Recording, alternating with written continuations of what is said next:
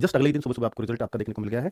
इस रिजल्ट में क्या क्या चीज़ें हैं बच्चों, थोड़ा जानना जरूरी है। पहले तो कि 2.5 गुना बच्चों को लिया है, जैसा कि उम्मीद थी 2.5 गुना या 3 गुना, इन्होंने बोल दिया था शुरुआत में कि 3 गुना तक भी लिए जा सकते हैं, पर ऐसा हुआ नहीं। लिया है टोटल ही 2.5 गुना बच्चों को, और 2.5 गुना होता है 60,000 का 1.5 लाख, लेकिन लिया गया 1,74,316, जो 3 गुने से जस्ट थोड़े ही कम है, यानी 1,80,000 3 गुना बैठता, पर 174 है तो आप ये 3.25 गुना ही बोलोगे, पर कुल मिला के 1,74,316 बच्चे लिए गए हैं। कैटेगरी वाइज भी आप देख पाएंगे कि कितने किस कैटेगरी में लिए हैं। कट ऑफ कितनी गई है, यही सबसे बड़ा सवाल है। और कट ऑफ इस बार सबसे अच्छी बात यह है कि लड़कियों की हर बार महिलाओं की एक सिंगल कट ऑफ दी जाती थी, इस बार सबकी अलग अलग दी गई है। तो अगर हम यहाँ देखें तो जनरल यानी जो आपकी अनरिजर्व है यूआर की कट ऑफ है, जो काफी चौंकाने वाली है, 214.04। हालांकि ये नॉर्मलाइज्ड मार्क्स हैं, किस शिफ्ट में कितना नॉर्मलाइजेशन मिला है अभी ये बिल्कुल एग्जैक्ट कह पाना थोड़ा मुश्किल होगा। तो उसके लिए अगर आप ये जानना ही चाहते हैं कि किस शिफ्ट में, क्योंकि ये रिजल्ट मिलना चाहिए फिर पर्सनली हर बच्चे को, जैसे एसएससी देती है, तो उस तरह का रिजल्ट आएगा या नहीं आएगा इस बात की भी बहुत ज्यादा संभावनाएं तो नहीं है, पर क्या बाद में आता है, बाद में नॉर्मलाइजेशन में कितना मिला ये शायद नहीं पता चले फिर भी।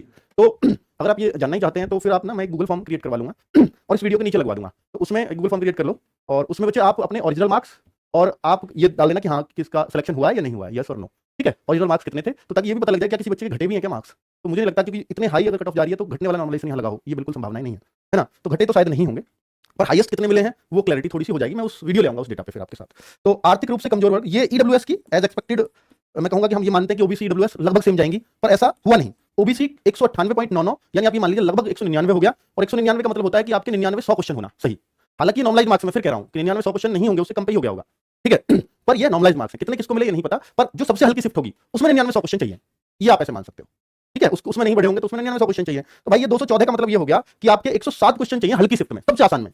तो 107 क्वेश्चन सबसे आसान शिफ्ट, मतलब जो 24 की शायद फर्स्ट शिफ्ट थी जो सबसे आसान में आ रही थी, तो 24 की फर्स्ट शिफ्ट में करीब 107 क्वेश्चन जिस बच्चे के सही हैं जनरल में उसका नंबर आ रहा होगा, आप ऐसे मान सकते हो। और जो थोड़ी हार्ड शिफ्ट थी तो उसमें जो है 100 जिसके 5 भी सही है उसका भी आया होगा, 104 है उसका भी आया होगा। तो ये आप ही लोग बता पाओगे, ठीक है। मैं गूगल फॉर्म क्रिएट कर दूंगा, उसमें आप बताइएगा ये बात।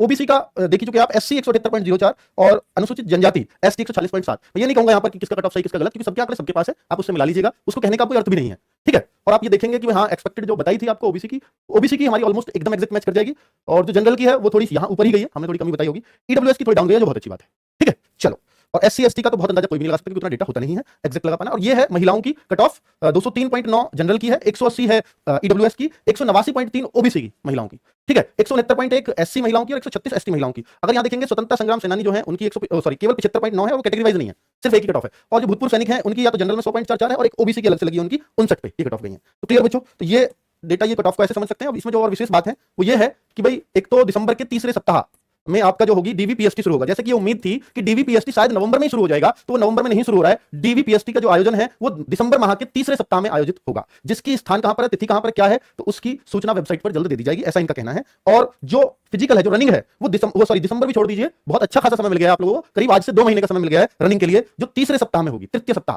किसमें, जनवरी के तृतीय सप्ताह में। तो आज से पूरे 2 महीने हैं, ठीक है। अब आप ये देख रहे होंगे सर ये कट ऑफ बहुत हाई गई है या नहीं गई है, या मेरा आया है नहीं आया, इसके लिए मैं कैसे चेक करूं। तो आपको एक और यहां पर लिस्ट इन्होंने दी है, एक और लिस्ट यहां पर दी है, जिसमें आप अपना रोल नंबर चेक कर सकते हो, कंट्रोल एफ करके। रोल नंबर या रजिस्ट्रेशन नंबर, ये रोल नंबर है और ये रजिस्ट्रेशन नंबर है, जो भी आपको कुछ याद हो, अगर इस लिस्ट के अंदर आपका रोल नंबर है तो फिर आपका डीवीपीएसटी के लिए चयन हो चुका है। तो भाई मैं आपको अगर दिखाऊं तो ये टोटल जो इन्होंने बोला था 1,74,316, ये पूरी लिस्ट उन्हीं बच्चों की दी गई है, ठीक है। तो आप अपना इसमें रोल नंबर या नाम, रोल नंबर या रजिस्ट्रेशन नंबर डाल के अपना नंबर चेक कर सकते हो, ठीक है। और गूगल फॉर्म हमने दे दिया है, इसमें कुछ